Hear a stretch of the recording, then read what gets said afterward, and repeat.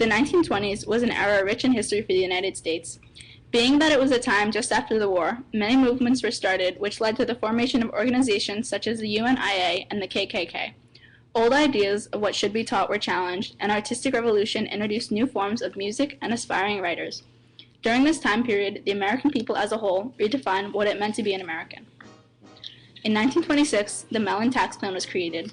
The plan introduced policies which reduced taxes on the wealthy, corporations, and businesses in America.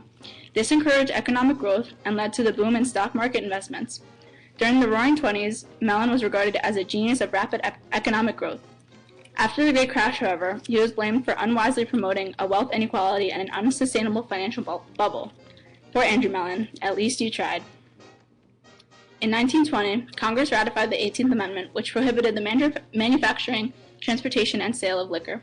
However, this was very hard to enforce. The people illegally produced it, which was called bootlegging, and it was illegally sold at speakeasies.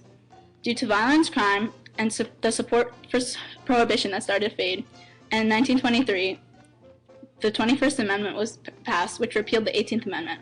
Alcohol, 1. Temperance movement, 0. During the 1920s, there was a high influx of immigrants coming to the United States. From the years 1900 to 1930, over 1 million Mexicans came to the United States, primarily during World War I. Nativists and labor workers asked Congress to cut this flow of Mexican immigrants due to them lowering wages for American workers. In 1924, the National Origins Act established that annual immigration could not exceed 2% of that nationality's percentage of the United States population during 1890. Maybe they should have just built a wall. But anyways, that's none of my business. The Ku Klux Klan, founded in 1866 by ex-Confederates, was a terror that targeted blacks, Catholics, Jews, and also foreigners. They promoted patriotism and white supremacy. It was disbanded and revived by William Joseph Simmons in 1915. In the 1920s, national membership went from 3 million to 8 million. A political strategy called the Decade stated that every Klan member was to recruit 10 people to vote for Klansman candidates in the elections in 1924. In 1924, the KKK took control of the elections across the country, and they were called the Invisible Empire. In 1928, the presidential election took place between Democrat Al Smith and Republican Herbert Hoover. Al Smith was the governor of New York and the first presidential candidate to reflect the aspirations of the urban working class. However, his Catholic religion offended many Protestants.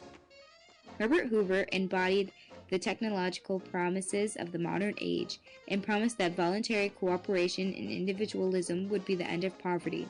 In the end, Hoover beat Smith 444 electoral votes to 87.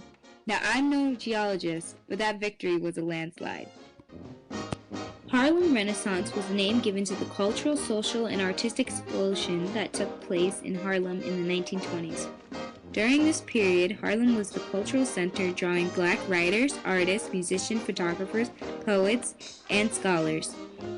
James Mercer Langston Hughes was an American poet, social activist, novelist, and playwright.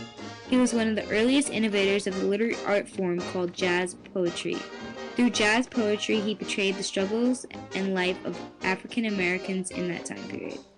He knew the struggle was real. Several black writers and artists emerged from the 1920s, such as Langston Hughes, Claude McKay, and Jean Toomer. They all wrote about what it was like to be a Negro during the 20s and the oppression they faced. Even though there were a lot of negative pieces about African American life, there was a woman named Zora Neale Hurston who was the embodiment of energy and optimism in the Harlem Renaissance. In her short stories and novels, Hurston did not talk about how African Americans faced oppression. Instead, she emphasized the humor and spiritual strength of average black men and women. To sum up what all this literature and art truly meant, W.E.B. Du Bois wrote to be both a Negro and an American. Like all time periods, there was a very popular music genre during the 1920s. It was the upbeat, ragtime blues genre called jazz. It originated in New Orleans and parts of the South before World War I and later spread to northern and Midwestern cities. With its fast swing tempos, jazz music was very fun to listen and dance to. It was played in dance halls across the country and was played on the radio, which helped popularize it. The jazz singer Mamie Smith recorded the smash hit Crazy Blues in 1920. It was recorded by Otto K.E. Heinemann, who also sold immigrant records in Yiddish, Swedish, and several other languages. As though by the famous F. Scott Fitzgerald, the upbeat ragtime music became the signature of the 1920s. I guess you could say the 1920s were pretty jazzy.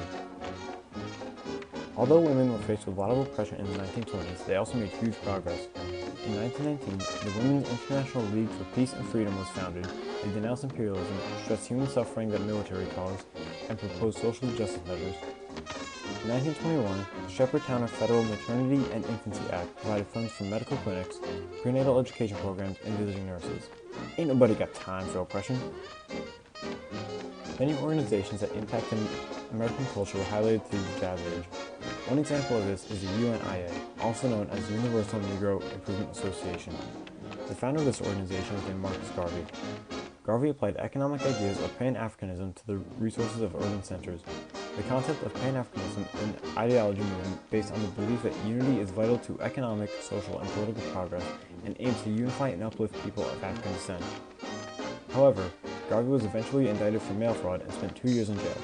Hope you look good in stripes.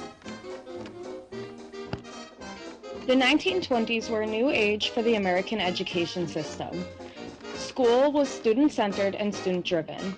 It was a common belief that there should be free education for all people. The invention of the automobile also led to the school bus, allowing rural children to attend school. During this time, John Scopes started teaching the theory of evolution.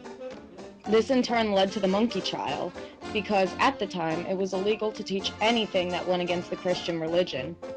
I guess you could say that the Christians didn't tolerate any sort of monkey business. The American Civil Liberties Union was then formed during the Red Scare to fight the law and protect the right of the freedom of speech. The 1920s was a big deal for Hollywood industry as well. During the 1920s, Hollywood became the movie capital of the world. From the Hollywood culture emerged the flapper. These women flaunted their boyish figures. They wore knee-length skirts, smoked, and wore makeup. By doing so, they became an influential symbol of women's sexual and social emancipation. Ooh, scandalous. Last but never the least, consumer culture. In the 1920s, consumer culture was on the rise. Now that mass production was a thing, everyone wanted to purchase as much as possible. There were also many advertisements that helped drive consumer culture. These ads were often for cars, washing machines, dishwashers, etc. Essentially, if there was an ad for it, Americans screamed, "Take my money!" The 1920s. What a time to be alive.